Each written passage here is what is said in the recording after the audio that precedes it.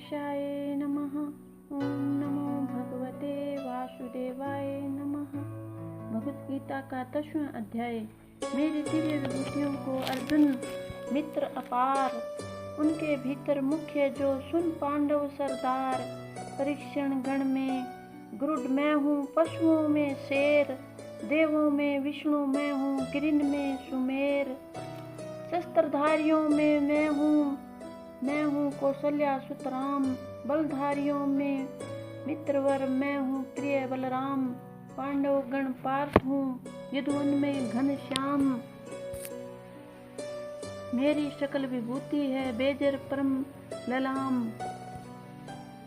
श्री कृष्ण भगवान बोले, हे महाभावो, और भी मेरे कल्याणकारक वचन सुनो। तुम पर मेरी अत्यंत प्रीति है, अतएव तुम्हारे कल्याण के लिए कहता हूँ।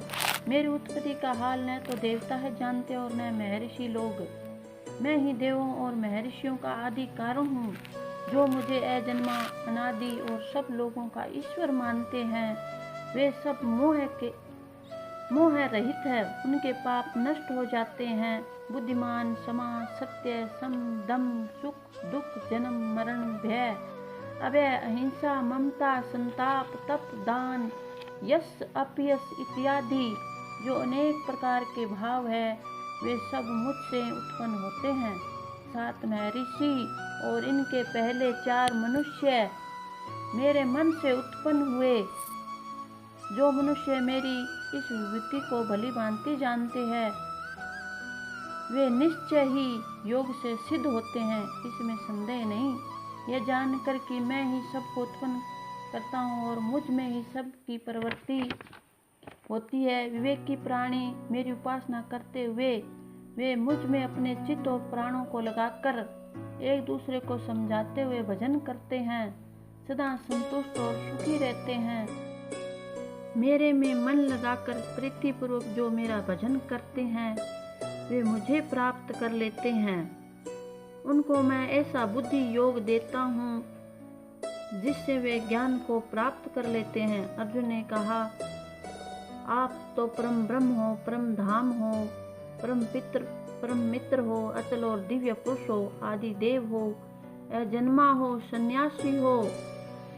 तुमको सब ऋषि, महर्षि, नारद, अमित देव सभी ऐसा कहते हैं कि तुम भी कह रहे हो। हे केशव, जो तुमने मुझसे कहा वो सब सत्य मानता हूँ।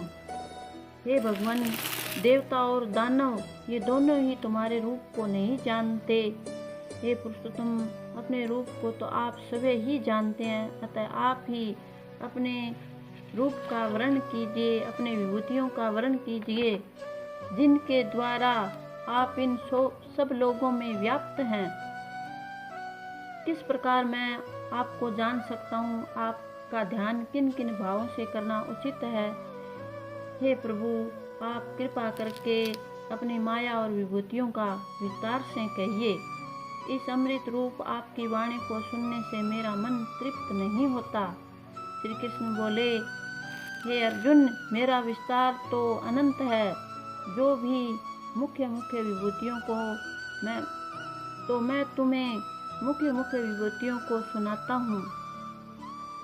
गुणा के समस्त भूतों के अंतकरण में रहने वाला आत्मा मैं हूँ और मैं ही उनका आदि मध्य अंत हूँ। मैं ही आदित्य और विष्णु हूँ। प्रकाशों में, अनेक किरणों में, विभूति सूर्य, मर्दगुणों में, मारीच, नक्षत्रों में, चंद्रमा में, वेदों में, सामवेद में, देवों में, विष्णु, इंद्रियों में, मन और धर्तमात्र में, चैतन्य में, रुद्रों में, शिव, यक्ष में, कुबेर, अष्टवसुओं में, अग्नि और पर्वत सुमेरों में मैं ही हूँ।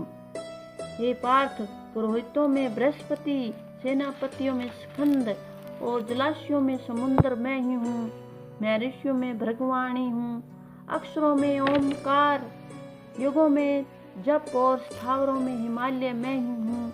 वृक्षों में पीपल, देव ऋषियों में नारद, गंधर्वों में चित्ररथ, सिद्धों में कपिल मुनि, वेदों में अमृत से उत्पन्न उच्च सेवा गजेंद्रों में ऐरावत, मनुष्यों में राजा मैं ही हूँ। धातुओं में वज्र गौओं में कामधेनु, प्रजा की उत्पत्ति करने वालों में कामदेव, सर्पों में वासुकी मैं हूँ, नागों में शेषनाग,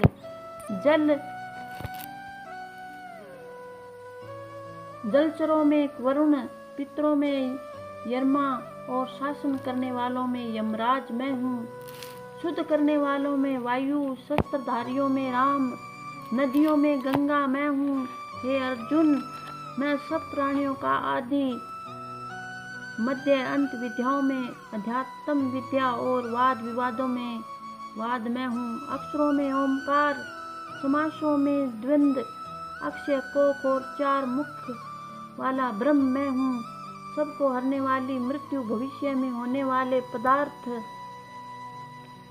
की उत्पत्ति, स्त्रियों में कृति, लक्ष्मी, वाणी, स्मृति, मेघा, धृति और समा मैं ही हूँ। सामवेद में ब्रह्म, सतसाम, छंदों में गायत्री, मासों में मार्गशीर्ष और ऋतुओं में बसंत मैं हूँ।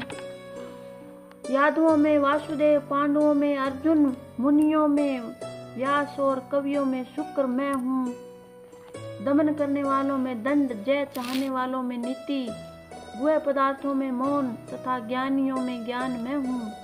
हे अर्जुन, भूत भाव का जो बीज है वह भी मैं ही हूँ। मेरे अतिरिक्त चराचर भूत कुछ भी नहीं है, परंतु मेरी दिव्य विभूतियों का अंत नहीं है।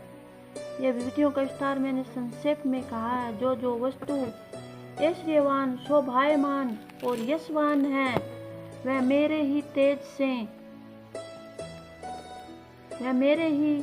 तेज के अंश से उत्पन्न हुआ जानो। यही जानो कि मैं ही अंश हूँ इस संपूर्ण जगत में व्याप्त। 10वें अध्याय का महात्म। श्री नारायण जी बोले, हे लक्ष्मी, अब 10वें अध्याय का महात्म सुनो। बनारस नगर में एक धीरज नाम का ब्राह्मण रहता था। एक दिन शिव जी के एक गण ने उस ब्राह्मण को मरा हुआ पड़ा देखा और फिर शिव जी से कहा कि हे स्वामिन, इसने कौन सा पुण्य किया जिसे भली जगह मृत्यु पाई। इन चारों बातों के भली प्रकार बताओ। एक, बनारस क्षेत्र, गंगा जी का स्नान, संतों तथा काशी विश्वनाथ जी का यह दर्शन, अन्न को छोड़ना, एकादशी का दिन। हे स्वामिन, इसने ऐसा क्या पुण्य किया था जिससे इसको यह गति प्राप्त हुई। शिव जी बोले, हे गण, एक दिन यह ब्राह्मण विश्वेश्वर महादेव जी के दर्शन को जा रहा था। मार्ग में धूप की गर्मी के कारण इसका दम घुटने लगा और चक्कर खाकर मंदिर के निकट गिर पड़ा। इतने में सड़गणों नामक का गण आया। देखा तो ब्राह्मण मूर्छित पड़ा है। उसने जाकर शिव जी से कहा, हे भगवान, एक ब्राह्मण आपके दर्शन को आया था, वह मूर्छित पड़ा है। शिव जी बोले, हे सरगणों, इसके पिछले जन्म की कथा मैं कहता हूँ।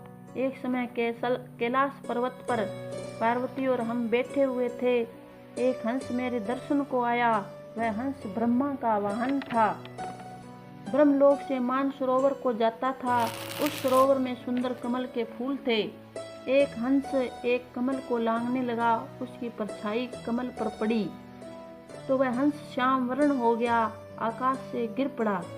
तब उसी समय उस मार्ग में मेरा एक गण आया। हंस को गिरा देखकर गण ने कहा, हे स्वामी, वह हंस आपके दर्शन को आया था तो श्याम वर्ण होकर गिर पड़ा। गण मेरी आज्ञा से हंस को ले आया। मैंने पूछा, हे हंस, तुम श्याम वर्ण क्यों हुआ? हंस ने कहा, मैं आपके दर्शन को आ रहा था। मानसरोवर में कमल के फूल खिले हुए थे, उनको लांघ कर आया। उससे मेरी देह श्याम वर्ण हो गई और मैं आकाश से गिर पड़ा। कारण मैं नहीं जानता। यह सुनकर शिव जी हंसे। तब आकाशवाणी हुई, हे शंभु जी, कमलिनी से पूछो, वह कहेगी।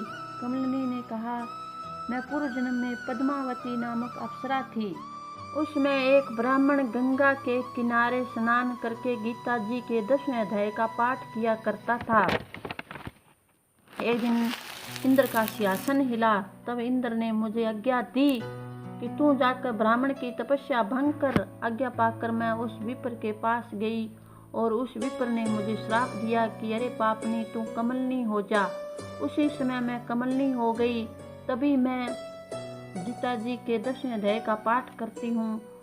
उसी से मेरा यह तेज है कि मुझे लांघने वाला काला होकर अचेतन हो जाता है। हंस ने पूछा कि मेरा यह श्याम वर्ण सफेद कैसे होएगा और तूने इस कमल देह से छूटकर कैसे देव देही पाएगी। तब कमलनी बोली, जब कोई श्री गीता जी के 10वें अध्याय का पाठ कर सुनाएगा तब उद्धार होगा।